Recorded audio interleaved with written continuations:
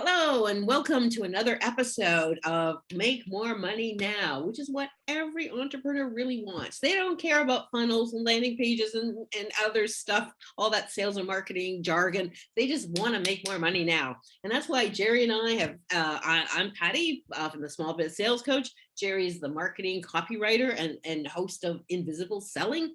And we are here today to share our decades of experience in sales and marketing with you. Today, Gerry's in charge. It's his third episode on the marketing process and what you need for an effective marketing system. So over to you, Gerry. Thanks, Patti. Yeah, today is going to close the loop. We're talking today about over a couple of episodes, we've done part one and part two of how to create an effective online marketing system. So the first one was all about creating an attention-getting website. And by attention-getting, I don't really mean like, flashy bells and whistles and all that stuff. I mean stuff that's of interest to your potential customer or client. The second part was talking about engagement, where we did a piece on lead magnets and how to get people to put up their hand and identify themselves as a potential customer. Well, today I'm going to flip over to sharing my screen here, and we're going to talk about the third piece of the puzzle. And I will find it here at some point. Hold on. I think it's a green one. On my screen is green button. Your screen. Okay. So here's my technical crew. I don't have the largest technical crew that on board, so I'm a little out of sorts here. But let's get started. So how to create an effective online marketing system, part 3. Now, part 3 is all about nurturing, and you've got the prospect's attention, you've got their email address. Now you've got to build the relationship. So I don't know if you've ever heard the expression, the fortune is in the follow-up, but it absolutely is. And I want to tell a little story here about when I was in sales, kind of starting out. Patti, I think you'll have a good laugh at this. We used to go to these trade shows, and we'd come back, and like as the sales rep, we would always just try and collect as many business cards as we could get. And then you'd walk into the office, you'd have a big stack of them. So your boss would think, geez, the guy's been busy. He's been out building relationship. Fact of the matter is, we'd just be going to a lot of the tables, grabbing them and stacking them up. Well, the funny thing is, back in those days, that stack of business cards used to sit on all of our desks for like months, and you'd never touch them again. And because you just didn't really appreciate, what they represented. I can give you a horrifying stat. Brian Jeffrey, out of somewhere outside of Ottawa, he's called a sales wizard, and he went to 300 trade show booths as the sales wizard and said, hey, I'm interested in your products. Give me your card. Here's my card. Follow up with me. He found, I think, 1%. You go to a trade show to get leads, and 1% followed up with him. 3. Really? It's horrendous. Yeah. So my line is, where entrepreneurs really fall down is in the follow-up, right? Because they just don't do it, and or if they do, they don't do it enough times. So yeah, and we're going to talk today about why they don't do it. And after today's episode, you may find the viewers out there may find that they take a whole new interest in following up. So the follow-up tool of choice today is email marketing. And email marketing is, you can get directly to your prospect, and people are checking their emails all the time. So it's very, very effective. So the emails allow you to build trust. You can create credibility. It gives you a chance to build that relationship and nurture it, because you can keep coming back to, you can keep sending out emails, and you can make sales. But there is a way to do it, and we're going to talk about a couple of different ways to go about it today. So GetResponse is a company in the web development, automated autoresponder. We'll talk about that in a minute, business. But they did a study, and they found that the average open rate of welcome emails is up over 80%. So that's like a really high number. People are curious, and if you can write if you learn how to write subject lines that pique interest and focus in on what the customer's interested in. I mean, there's not too many ways to get 8 out of 10 people looking at your message, and the average click-through rate is 27%. So, what does that mean? It means that, as I mentioned, 8 out of 10 subscribers are going to open your message, and 1 in 4 will click on your call to action link, which could be for a meeting, it might be for a phone call, could be to offer other content, it could be anything, but those are pretty serious numbers. So your engagement is high and your conversion rates are very, very on the upswing when you're using email marketing. So why don't more companies use email follow-up? Well, some of them consider it way too time consuming because they don't know how to do it in an efficient way. And others are too busy doing other stuff like, going out for coffee and all of that. Uh, the biggest thing is they have no idea of the value of email marketing. Yeah, I just interrupt for the stats I hear is it's like a 5 to 1 return on investment. That for every dollar or like every hour you invest in email marketing is like you get like 5 or 10 back. Like it's Yeah. the highest ROI of Yeah. any of most marketing Yeah. activity. It is very high. So, okay, some of you out there, I'm going to stop right here and I can hear you really saying, hey, I use social media to stay in touch. And lots of us do. I've kind of experimented with both over the years. And after all, Facebook has like over 1 billion active users per month, so it's pretty hard to kind of ignore that. And Twitter has like upwards of 255 million.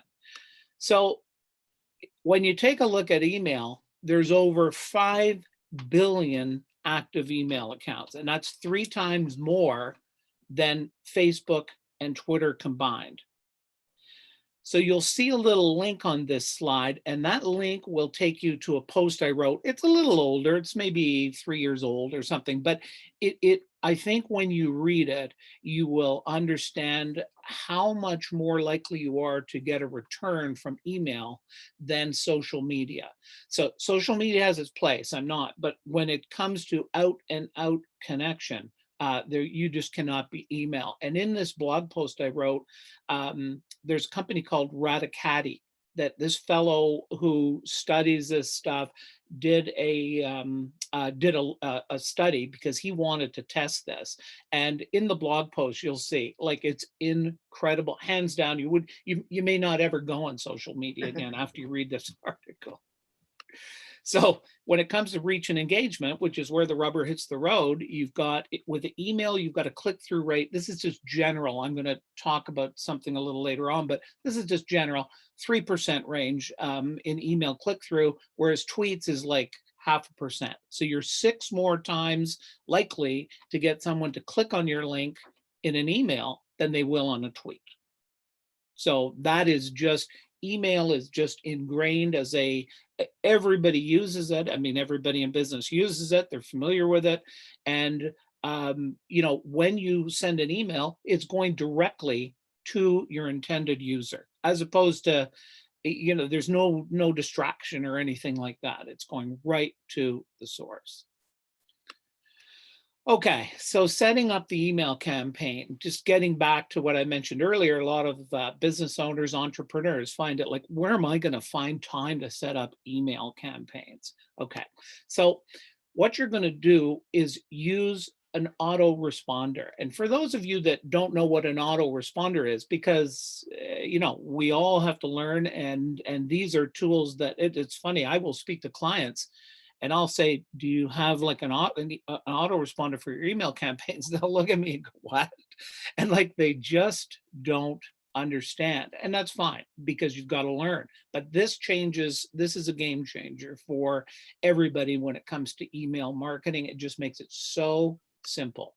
So basically, it's automated software that allows you to easily manage all of your email marketing, and it's cheap. Like, I mean, there are more platforms that are more expensive, but for the most part, you can have an automated software package from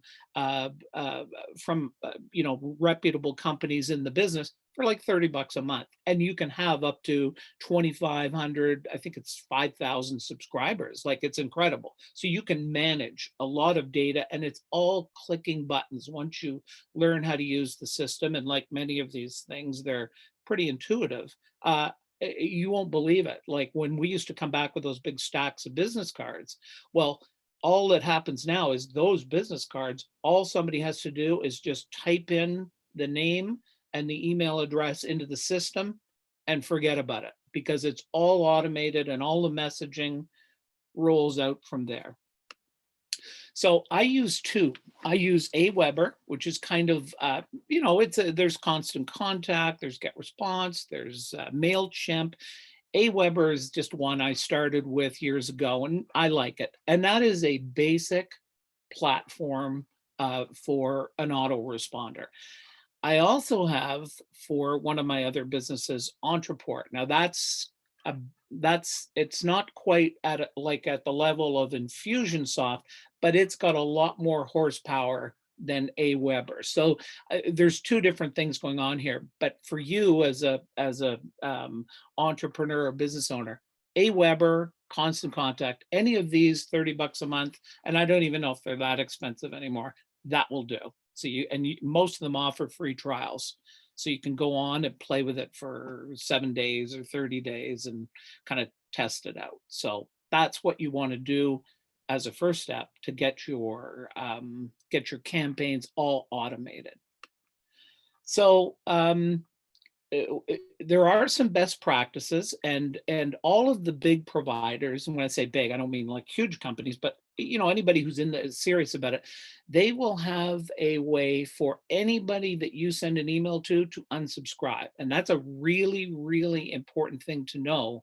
I will get emails from time to time from somebody who knows, and when the email is suspect, if I even read it, because usually they're so poorly constructed, I don't even bother reading it. But when I do, I always look for that unsubscribe.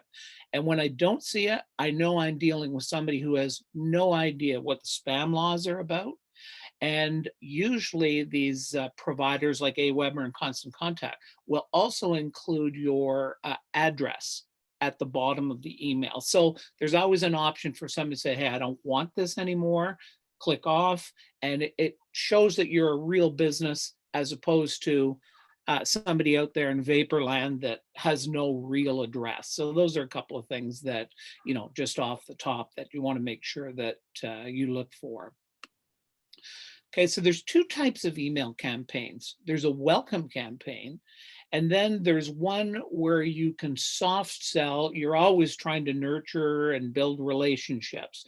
Today, we're going to talk about the welcome campaign, because that's the first one that, if you think back to this system that we're creating, you've got your website, the person looks around, they like it and everything like that. Then they see your lead magnet, which we talked about in part 2.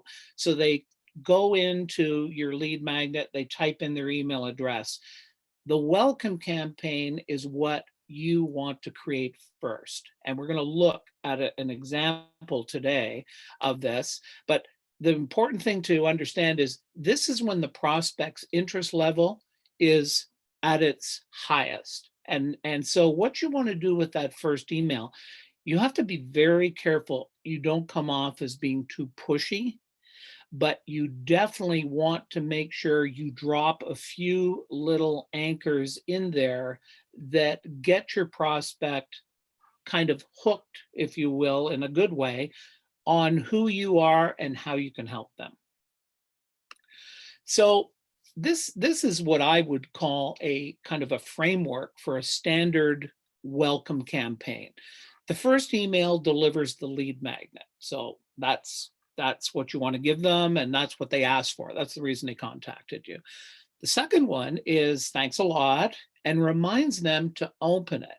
And a lot of people will you'll send it to them, but then the dog is chasing the cat, or it's time for breakfast, or whatever. There's a million things that can get in the way, and I'll get back to it. Well, and I know we don't get back to it unless somebody helps us circle around and come back. So that's email number 2. Thanks for asking for it. And by the way, reminder to open, and you include the link again, so that you've got 2 shots. You've given them 2 opportunities to kind of open the content, which is what you want. Email number 3 is kind of, you're starting now in email number 3. It's part of the welcome campaign. But what you're trying to do is you're trying to drop little hints about how you can make a difference in their lives. You're talking about what you do, and normally you wouldn't be talking about what you do, but you've kind of earned the right by giving them some content up front. So if you've done your job right, you've kind of sort of created a space in their head that, hey, this guy is trying to help me, or this gal's trying to help me. So now that allows you to talk a little bit about yourself, not where I do this, I do that. It's more about how it can help the reader. So you can do some of that there. Number 4, you surprise them. You can offer them an additional resource and something they weren't expected. So it could be you want it to relate back to what they got in touch with you in the first place. And number 5, the same thing. Again, you are pushing content at them, but it's content that they really have indicated they have an interest in. And for you, if you think about it this way, in this email sequence, the most important thing is you've got their attention. So if they're opening your emails, and I forgot to mention earlier that in the automated software programs, the autoresponder, you can see when people, let me talk about that for a minute. You can put all of your messages into the system, create them.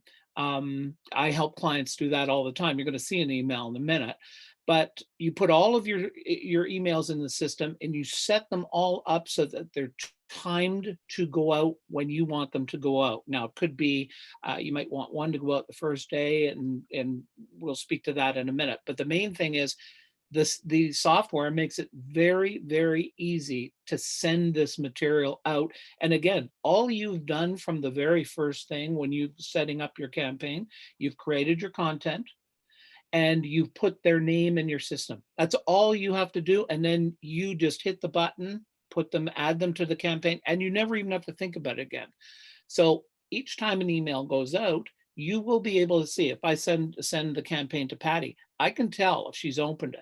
And I can tell if she's opened the next one, the next one, the next one. Well, obviously, the people that open them all are people that are saying, hey, look, I'm really digging what you're sending me, right? It's not unusual to have people request your lead magnet and then never open it. I mean, that happens. That is just life. And you don't really care about that. What you care about is watching for the people that demonstrate an interest. And if you provide content that's of interest, you should be engaging them, and they should be engaging you. Email number 6 is something that can be very, very effective. You give them a case study of someone that you helped, whatever your business is, or what product or service, doesn't really matter. But sometimes what will happen is a reader will get an email from me. The subject line might say something. Now, by this time, of course, I've built up a bit of relationship with them. The email subject line might say something like, "Don't let what happened to John happen to you." So that's designed to kind of pique their curiosity and get them thinking, well, this guy, obviously whatever happened to John is something that, might be of interest to me, because he's not going to tell me a story that's totally unrelated.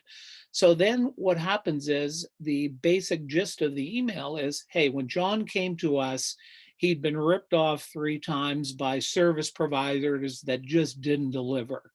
And, and then what you really want to do is you want to paint a picture for them that takes them emotionally to a circumstance that might have happened to them. because a lot of entrepreneurs and business owners get taken advantage of by the charlatans and these people that just want to take advantage. And so they're going to go, boy, that happened to me. And then the back part of the case study is how you save the day. And, fortunately, John called us in time and we were able to do this. And you are taking the prospect into a world where they can see themselves. And that's the whole point. Geez, if they did that for John, my situation isn't nearly that bad, but I need some help. So again, you're building credibility and you're doing it in a way that is very kind of focused on what's going to help the customer. And then the last part of the welcome campaign, you can talk a little bit about how you got started. We all have a story, and people like to know who they're working with. And often I'm shocked at how many business owners and entrepreneurs create this about page, and you can tell they went to a competitor and copied it and just put their name in and said, "Oh, we're the leader. We have the leadership role in the industry," and it's just blah blah and more blah. Well, people want to know who they're working with. So this is an opportunity now, if they're with you at this point, and this could be a couple of weeks later. If they're with you at this point, you've got that relationship started. Now you should always be showing a little personality as you create these emails. But now you want to dig a little deeper and pull the curtain back a little bit and say, hey, look, I got my chops honestly here, right? Like I didn't just open a book or go take a course and all of a sudden I'm calling myself this, whatever this happens to be. You want to tell them why you are uniquely qualified to help them and get to see you as a real person. I have a question here for you, Gerry. Is how many days before email 1 and 2 elapse and 2 and 3? Like, what's the timeline here? Because just so you know, what really pisses me off is when I get inundated day after day after day. It's just like, okay, whoa, I didn't ask for this. So I don't know. What's your opinion on the timeline? Well, the first key is they've asked for it, right? So when they ask for it, they've just sent you the email. My recommendation is get it to them right away, because we've all, and it can easily automatically be set. You just set immediately.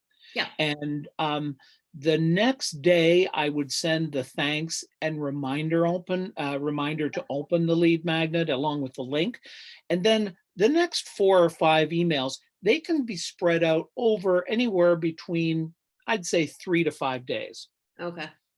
You don't want to be a pest, but if you're providing valuable content, they're going to be interested. If all of a sudden, like I'll give you an example, on my invisible selling course, I deliver out the modules.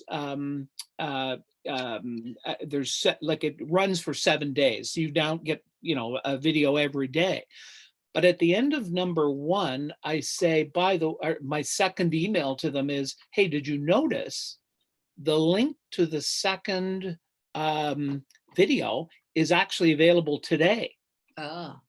So they go back, they go, oh, I didn't even, because I liked the first one. Let's assuming they like the first one. They know they're going to get the next one the next day. Well, you're kind of surprising them. Right. Right. So again, you're trying to leverage and take advantage of their interest level is high. So the main thing is you don't want it to go out too much more than 2 weeks, kind of some type of combination. And you want to stay away from weekends. Typically, it's you want to stay in the weekdays. A lot of people will read it on a Sunday, right? They've got some time. But I would say the first one right away, the second one the next day, and then space 2 to 4 days apart so that you're there, but you're there in an unobtrusive way. That makes sense? Yep, that sounds good. Yeah. Okay.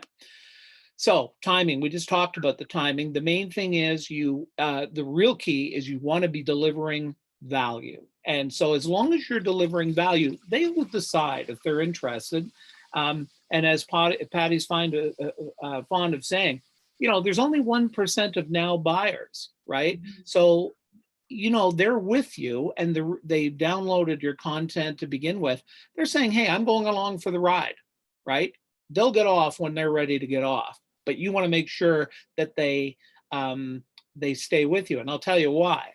And I think I talked a bit about this in the lead magnet, but if you just send them a lead magnet and then go, okay, my job's done, I guarantee you what's going to happen is this. When they do decide to buy, so 1 to 3% are now buyers. When those other 97% do decide to buy, it could be 2 months. If you are not top of mind using email marketing, they're going to buy all right, but they're not going to buy from you. They won't even remember you're there. And that's the point of this email marketing. Remember, we talked a bit about relationship and nurturing. You want to be with them for the relationship building and just stay on their radar and keep providing value to them. Right. Yeah. So here's an initial welcome email example. And I wrote this recently for a client, and this particular client, you won't know who it is, which I would never do anyway, but this particular client had her initial welcome email. It turned up 6 hours after I asked for it. So she did not know that. Oh. And so you always have to test and make sure that it's not that the settings change, but there can be glitches. So you always want to test and make sure your emails are going out when you say they're going to. And because you have a dashboard for the autoresponder, you can see that. You can see if they're going out in sequence.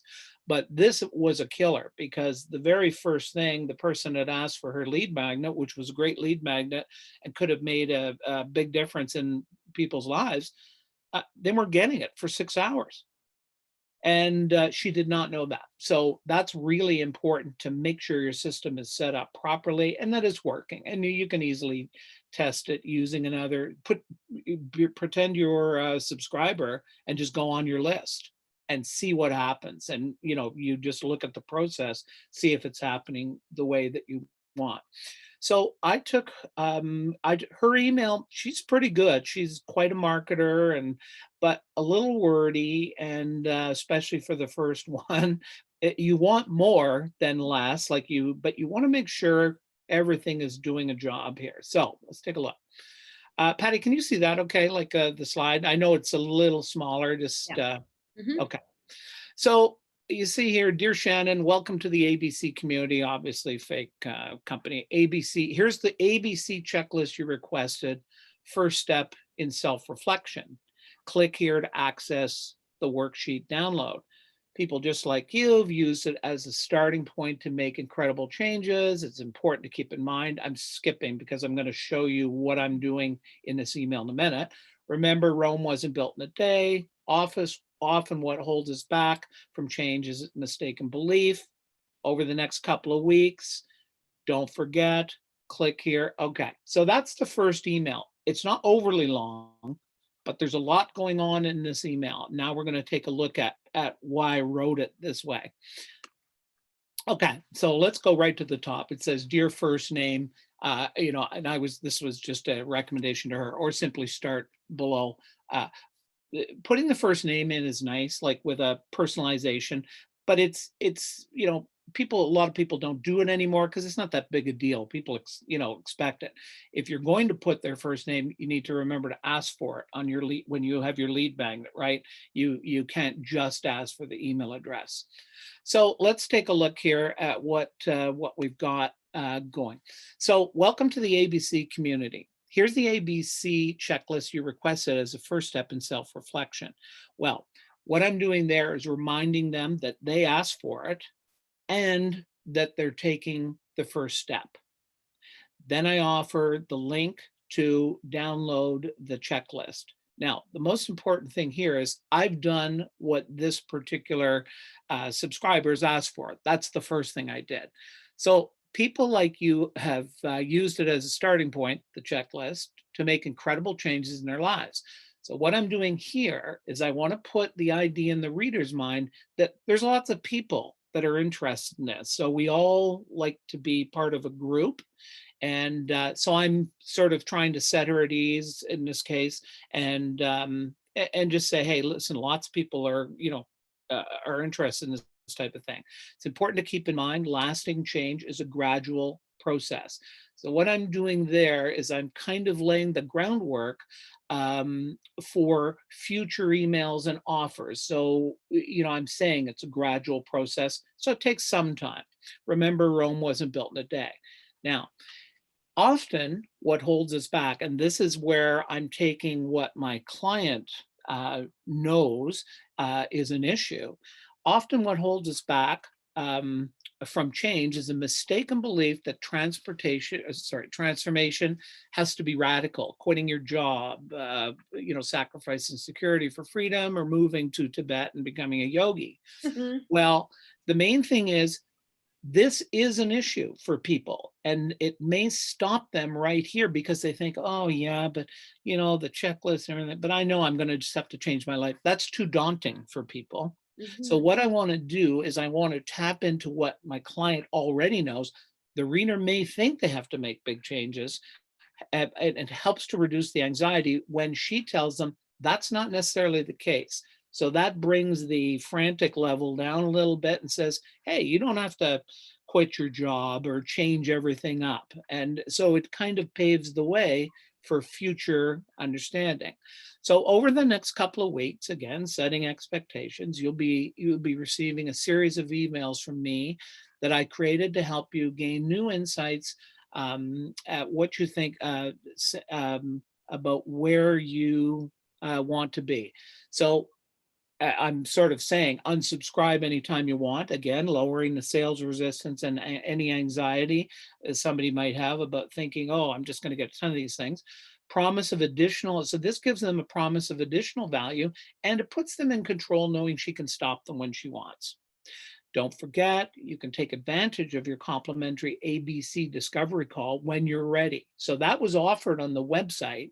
I'm coming back to it and sort of putting it out there as a call to action, just as a reminder. And then I'm even putting the link in to Calendly, which is a automated booking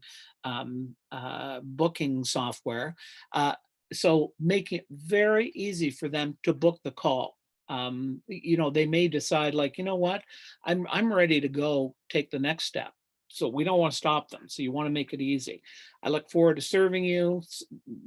Sign off, and then please whitelist me so the emails don't get caught up in your junk mail folder. So that is a kind of a perfect. There's other things you can do. You can use graphics. You can get as creative as you want. The main thing is words are what sells. I would never, a good graphic is great, but you don't want any distractions in there. You're not out to put on a dog and pony show. You're out there to communicate. And so when you take a look at this, maybe at another time, you'll see you just subtly want to sell. Your emails in the welcome campaign should be about 80% educational. So whether it's providing a resource or a case study, and 20% soft sell. There's nothing wrong with the call to action to give me a call, or even book them on another course, like maybe a mini course of some kind. But the main thing is subtly, right? And does that come across, Patti, as like kind of a friendly reach Yeah. out? I like that as no big long paragraphs. That's another one of my bugbears. Like it's just, it's just easy to scan. Go, okay, okay. Oh, just put, so there's my checklist, but let me see what else you've got to say. It's like, yeah, the call, yeah, I'll do that. Let me get Excuse me. it's very scannable. It is, there's no heavy sell at all. It's there, you're there to serve. And that's what she says. I look forward to serving you. And like I say, sales is being of service to others. And even she's probably, more touchy feely, woo woo. No, I don't want to say that. More soft skills. Self reflection and about making changes personally. She could never be like, find out now. It would be jarring. Right. an automatic, unsubscribe. So this comes across quite, I'm here to serve. Wow. Okay. And that's what you want, and it's the first one, so they're going to be attentive. And if you kind of think of the copy, you always want to try and write copy like a if you think of a bucket brigade, where one bucket gets handed to the next person, then to the next person. Each line of copy is designed to keep pulling them down through the content. And to your point, Patty, one thing to note, this is because of my lack of technical expertise, I couldn't set this up as an actual email, which would actually make it even easier to read because it wouldn't go right across the page. That's Oh, never a good idea. You always only want somewhere between 8 and 10 words on a line, right. because people don't have to move their eyes left or right, and they can just scan right down, so that it's even more so reader friendly, when it's in a proper email format. Right. So that's an example of the first email, and then of course, the rest of them would roll out from there based on that model that I sent initially. Great. So Hmm. So I think what you pointed out here, Jerry, is that it closes it's just, I think, lead nurturing, or whether it's a sales or a marketing thing, it just needs to be done. Because again, when people come to you, it's just the first step, and you just need to stay in touch, like you say, stay top of mind. So when they're ready to make a decision, you're just like, okay, I got a short list, and Patty or Jerry is on it. I think yeah, that. and that's right. And one thing you can really leverage is, in this email process that I described earlier, you are going with something to give them. You've got something in your hand for them. Most salespeople, I shouldn't say most, many salespeople, they're always trying to get. They have nothing in their hands. They're trying to get something. So when you show up, you're a welcome visitor because you've got something. And what happens is, over time, they will come to expect, oh, here's an email from so and so. I'm going to open this because I may not have any interest today, but I know it's probably going to be interesting. Oh, we'll learn And something. I'm a huge believer on the give to get. It's apparently it's the law of reciprocity, which is, yeah, I give you something, you feel obligated to give me something back. And right now, all you're asking for is attention, clicking on the links, showing that you're interested, that you just keep on going. So what you're getting in return is right now is just interest and attention, but that's really valuable, and it's super valuable. That's, it, I don't want to say that you're hooking them in, but in a way you are, because people take time to make a decision, and they should. I mean, we're talking, not, impulsive decisions here. Dollar wise, it's a big decision. Which coach they choose to work with is could be business changing. You know. absolutely. I'm just going to look to my right on my bookcase because your point on reciprocity, I want to, got a book by a fellow named Robert Cialdini. Oh God, yes, influence, yes. Yeah, and of It's course I can't huge. find it. It's huge. Uh, I was wondering what you're looking for over If I there. only had two books, I'd find it in a heartbeat. But anyway, Yeah. Oh yeah. um, it's called Influence. It's by I think he was a psychologist, Robert Cialdini. You should try and get a copy of that out there if you're interested, because it's the power of reciprocity, where you give something to somebody. The power that creates in terms of them wanting to return the favor is beyond belief. And he cites several examples in the book where this power of this force of reciprocity, it's shocking what people will do when they feel they're indebted to you. And that's what giving out value free, does. I told you I'd bring up my $5,000 beanie baby. And I'm just saying, when people give out swag, when they give out freebies at trade shows, or they give you a corporate promotional thing, is we used to sell a $5,000 barcode system, and it came with this, barcode basset hound, and they would fight over this $5 beanie baby. That's why I call it the $5,000 thing, because it humanized a very impersonal boring barcode system, but that's why people give swag and stuff. It's like, Absolutely. oh, I mean, it's a good reminder of like, oh yeah, so and so, yeah, I should call them, the promotional products people. But yeah, it is very thick. I'm just looking at the time, Gerry. I think we need to Well, we're pretty well done. This was the last segment of this, and just here's the system: the website that attracts attention, the lead magnet that gives you your engagement and gets you the email address of your prospect, and today the email marketing nurtures everything and builds that know, like, and trust factor. So that really is the system, and so that'll be up on the channel later today. Wonderful. Yeah, so you're going to share your slides with the folks on YouTube then? I will. Yeah, that sounds I great will. because it's really important is those three things, right? Start with a lead magnet on your website. Then what was the second one? Was Well, the the first one is the website itself, because website you've got to itself. get Okay. their attention, and then that lead magnet, and then the email marketing keeps the ball rolling. Right. It's all three together. And I think you've given them a great starting point and where to go and keep it going. So that's Yeah, and wonderful. that's a great point too, is this is intended to be a basic system that you can set up without too much. You don't want to try and act like the big players who've been in it forever. Just get a basic system in place. That's all you need to see better results and make more money now.